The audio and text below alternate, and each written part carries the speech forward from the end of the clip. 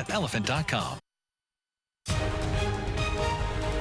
Good morning, America. Dangerous heat. The new warnings out west as record highs hit cities not used to sweltering temperatures. And nearly 50 wildfires spread, massive smoke and flames scorching hundreds of thousands of acres. Breaking overnight, new reports the Trump administration is taking on affirmative action, preparing to investigate whether colleges are discriminating against white students. As an explosive new lawsuit targets the White House, accusing the administration of coordinating with Fox News on a fake news story. Chaos on the tarmac. A 17-year-old opening a plane's emergency door, sliding across the wing, making a daring and dangerous escape. More than a dozen law enforcement agents swarming the flight. And is this the greatest catch of the year? He made an unbelievable catch! The incredible moment a Cleveland Indians star leaps for this fly ball at Fenway, plunging over the wall, stealing a home run in one of the wildest games of the season. Live in Times Square, this is GMA with Robin Roberts, George Stephanopoulos, and Michael Strahan. Good morning, America. Yes, it is the greatest catch of the year. Let's see it one more time. Austin Jackson, Cleveland Indians. Up and over, flipped. Even the Red Sox fans had to give him a standing ovation for that one. And that's saying something when the Red Sox fans are giving an ovation. Absolutely. How are you doing? Well, I can tell you right now, the baseball player has a hand up on me. I know that. You know, I had a little accident, lost a little bit of my pinky. You didn't have to show us the pictures. I showed you the pictures, and I didn't realize how much of a joke I was going to be around here today. Show you guys the pictures. No, not at all. But I didn't realize how much of a joke I was going to be. The guy just told me before, he said, Michael, we pinky swear, or something like that. There's going to be a lot of jokes for a while, but I am okay, and I'm happy to be back. Great to have you back. We're going to begin with that blistering heat, record highs out west where temperatures are soaring past 100 degrees. Ginger, of course, has the latest on the heat wave hitting right now. Good morning, Ginger. Good morning, Robin. In the midst of what could be a historic heat wave for parts of the Pacific Northwest, we are in what is a very wild and almost ridiculous fire season. More than 5 million acres have been burned year to date. That is the second largest year to date number in the past decade. So big numbers. This one's the Diamond Creek fire in northern Washington, just east of the Cascades. That's 6,700 acres, only 11% contained. Then we go to Quincy, California, where we have the 1,500 acres there burning, 30% contained. This is just 2 of the 48 large wildfires burning. We've got heat advisories from around Big Sur to around Yakima, those fire watches, red flag warnings, and excessive heat warnings. Places like Portland and Medford today could near their all-time record high. Guys? The heat out there. We'll be back to you in a moment. We're going to get the latest now out of Washington. New reports that the Justice Department is planning to investigate whether university affirmative action programs are discriminating against white students. As the new FBI Director Christopher Wray prepares to be sworn in today, confirmed by an overwhelming margin in the Senate yesterday. And there's a bombshell new lawsuit alleging the White House and the president worked with Fox News to push a false story about a Democratic staffer's murder. We're going to have more on that in a moment. But first, that report from the Justice Department taking on university affirmative action programs. ABC's Mary Bruce has the details from Washington. Good morning, Mary. Good morning, George. Overnight, the New York Times is reporting that the Justice Department is working on a plan to investigate and potentially sue universities for admission policies that are found to discriminate against white applicants. The Civil Rights Division is reportedly seeking lawyers for litigation related to intentional race-based discrimination in college and university admissions. Now, the Justice Department tells ABC News that no new policy has been implemented, but critics say this cuts to the core of efforts to expand educational opportunities for minority students and could be a sign that the administration is changing course on a key civil rights issue. Yeah, likely to be controversial. Meanwhile, Congress about to go home for their August break, but they're going to come back to a double-barreled crisis, both a possible government shutdown and hitting the debt limit, and they already started meeting on that.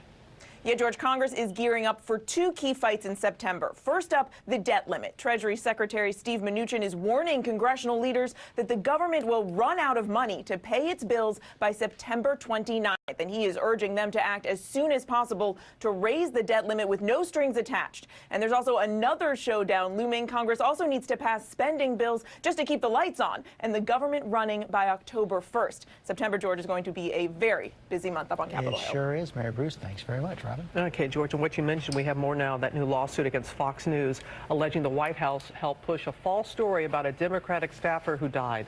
The White House denies that they played any type of role. Let's go to our chief national correspondent, Tom Yamas, for more on this. Good morning, Tom. Robin, good morning to you. There's more legal trouble for the White House, a new lawsuit, and a stunning accusation that the White House coordinated with Fox News on a bogus story. And the lawyer who filed this lawsuit says he's going to depose the president.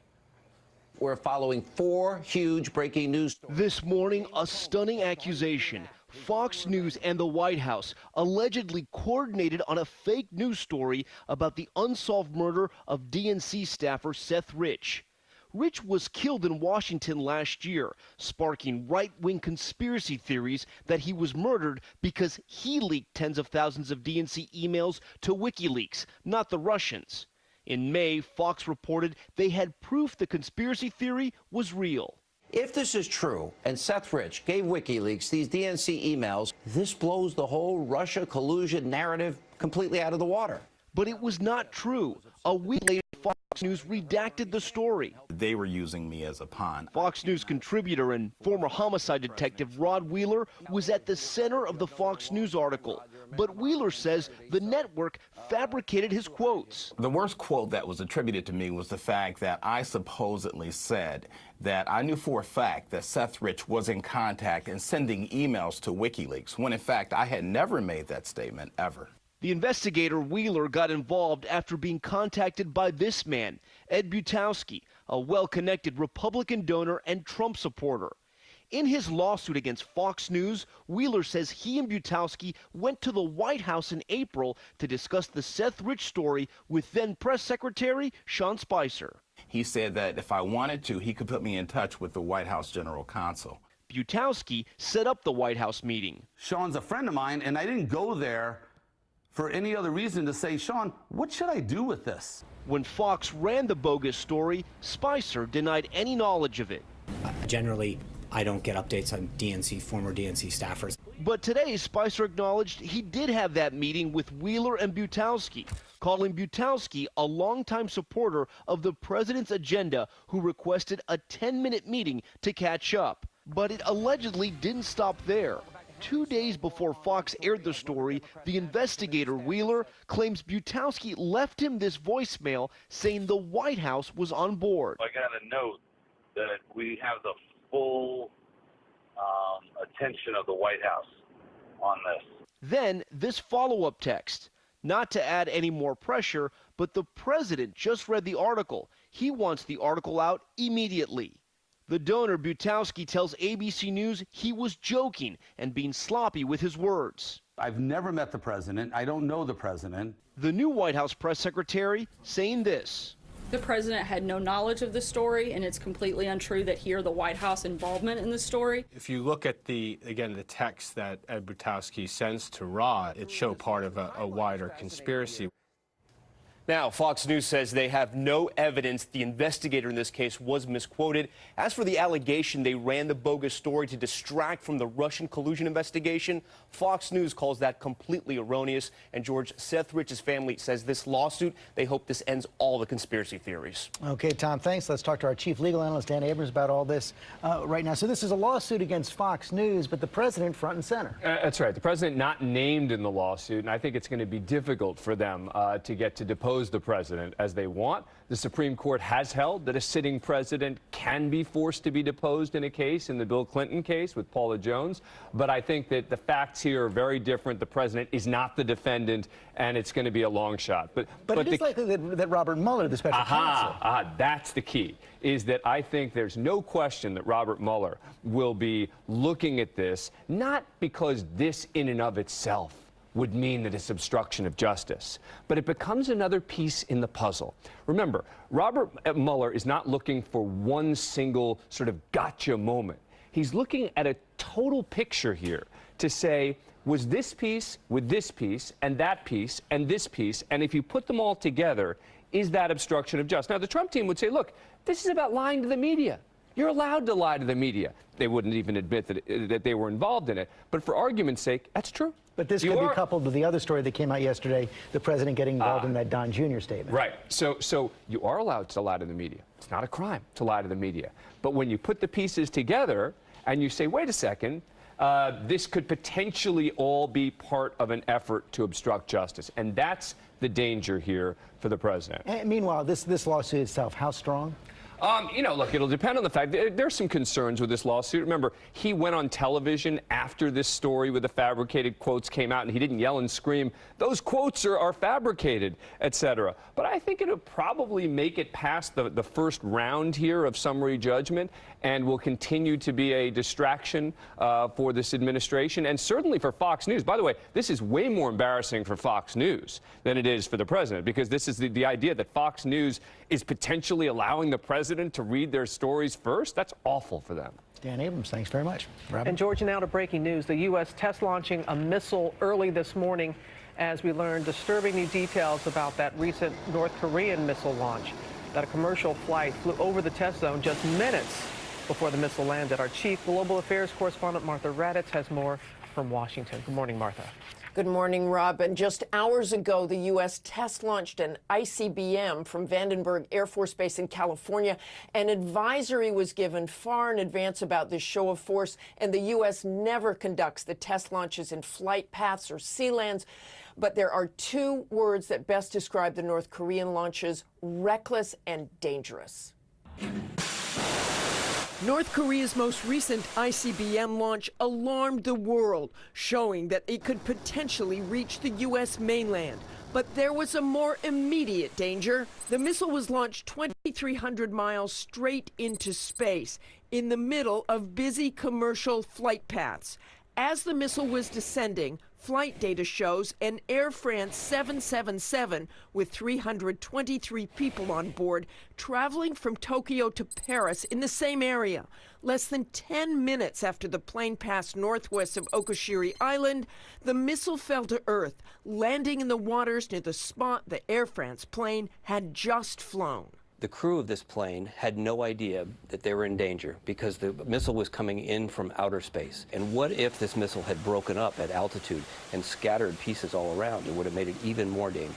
In a statement to ABC News, Air France said the flight operated without any reported incident and that the airline constantly analyzes potentially dangerous flyover zones and adapts its flight plans accordingly. But the Pentagon has said North Korea's missile launches are done with no coordination. And when there is no coordination, there is always the possibility of accidents. North Korea's missile and nuclear capabilities are already a huge challenge for the U.S. This kind of recklessness makes it even worse. George? Such a tense time. Okay, Martha, thanks very much. Now to that incident at San Francisco's airport where a 17-year-old passenger opened an emergency door on a plane, jumped out on the tarmac before being caught. ABC's Nick Watt is in Los Angeles with the story. Good morning, Nick. Good morning, George. Well, other passengers described the teen as anxious and fidgety before he suddenly popped that over-wing emergency door.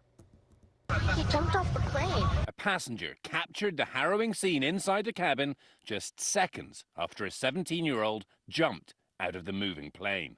We just saw the person sliding off the wing and hitting the ground, just running. The flight had just landed at San Francisco airport when the teenager opened an emergency exit door and leapt.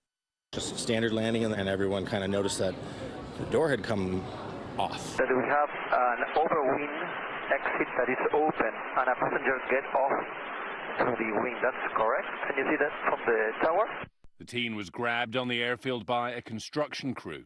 He's the only guy standing there with a maintenance guy without a vest over there right in between the runways. More than a dozen law enforcement agents swarmed the plane. The man who was sitting next to the teen taken in for questioning. The people next to him, they seemed pretty surprised when he jumped. The suspect, a U.S. citizen, was arrested on the tarmac by police. Airport officials telling us no runways were impacted, no operations affected, and no one was injured. So what happens to the kid? Well, the FBI was involved in the investigation, but it's clear this is in no way terror-related. So, George, the case has been handed back to the San Francisco Nick, any idea what it was? Unclear this kid was traveling by himself. He was 17 years old. That is all we know. The plane landed, he popped the door onto the wing, down and off. So strange. Okay, Nick Watt, thanks very much. Very strange. And now to a consumer alert about popular glitter iPhone cases. More than 250,000 are being recalled after dozens of people say they were burned by the mixture when their case cracked. Rebecca Jarvis is here with the details. And good morning to you, Rebecca. And I see a lot of kids with these cases. They are extremely popular. They're trendy. Michael, good morning. These iPhone cases have now been linked to burns and skin irritation, and customers who bought them are now entitled to a full refund. It's the hot iPhone accessory, a liquid glitter case sold online and at major retailers across the country, including Amazon and Victoria's Secret. But after reports of burns from the mix bin cases, the company, along with the Consumer Product Safety Commission, issuing a recall Tuesday. They can leak liquid and glitter and cause skin irritation and burns to consumers. The recall for all cases made for the iPhone 6, 6S, and 7, a total 24 different models. One person reported some permanent scarring. Another reported burns and swelling to her face, leg, and other body parts. While 24 people worldwide, 19 in the U.S., reporting skin irritation and burns from the contents of the mixed bin phone cases. Others turning to social media about other brand liquid cases. One woman posting a rash she says came from her case. Another posting a burn from a separate case. That case now off the market. And we reached out to the companies that sold this product as well as Mixbin, did not hear back. Those who have any of the 24 cases under recall should contact Mixbin Electronics for a full refund, Michael. All right. Thank you, Rebecca. And now, Amy, you're here with the morning. The other top story, starting with a flight nightmare. That's right. Passengers on a flight to Canada are describing it as exactly that, a nightmare. They say they were forced to sit on the tarmac in Ottawa for 6 hours. There was no air conditioning, no water. One passenger was so desperate, they even called 911. They were all headed to Montreal on Air Transit, a Canadian airline, where they were diverted because of bad weather. The airline is blaming traffic at the airport. And 5 people had to be taken to the hospital for breathing problems after an odor on a JetBlue flight to Fort Lauderdale. That plane diverted to Oklahoma City. A mechanical issue may be to blame for that situation. And the last of 12 inmates who used peanut butter to escape from an Alabama prison is back behind bars. Bradley Kilpatrick was captured in Florida. The men broke out on Sunday after changing a door number with peanut butter and then tricking a guard. Well, the president's youngest son is just 11, but it looks like he may have been around much longer than we thought, perhaps hundreds of years. The internet is buzzing about a book apparently published back in 1890. You can see the name there, Baron Trump's Marvelous Underground Journey. Although his name is only spelled with one R, Baron's mentor is called Don, and Don inspires Baron to travel to Russia. I love the description of it. Did you say travel to Russia? Yeah, I'm not kidding. Baron, an extremely wealthy young man, lives in Castle Trump and sets off an adventure to Russia to track down an alternate dimension. The master of masters who guides him, Don. Wow. Can't make it up. When was that written? 1890. Wow. All right.